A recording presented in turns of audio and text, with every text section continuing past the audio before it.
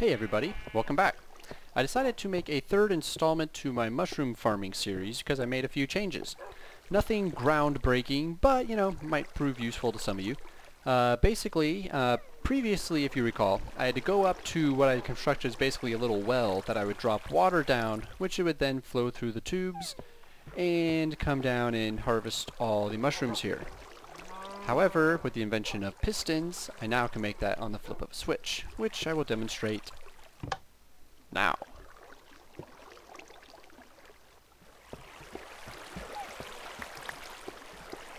So, everything now flows.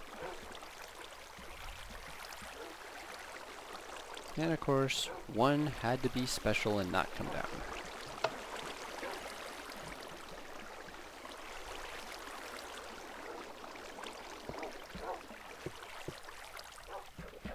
So go through and grab all the few little stragglers that decided to hang out up here. Of course, this guy should be there. So the circuit behind this is extremely simple. Basic lever right here.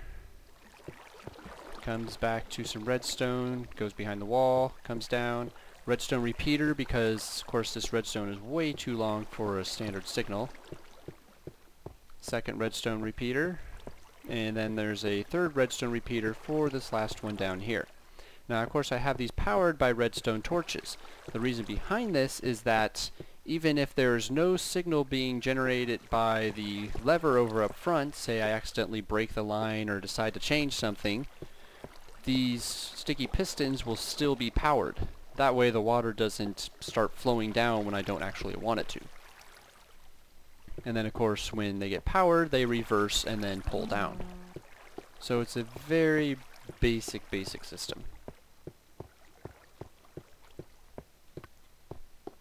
But it's functional.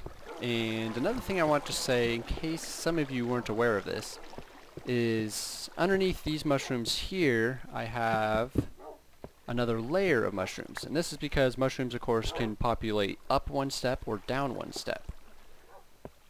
So by putting these down here, it basically doubles the amount of, growth rate that you can get.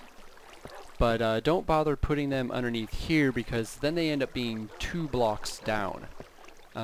You could get away if you put some down, say, right here, because then they actually could grow up and over onto this level right here, but there's not really a whole big point in doing that because it'd only be able to populate these 3 squares here.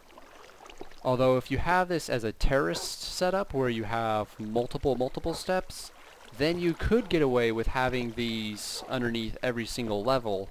Like if you had another step, right along here, then you can go through and put some more that were directly behind there, or underneath as it were, of the next step, which would be right here. So yeah, really basic update, and hopefully it's useful. Thanks!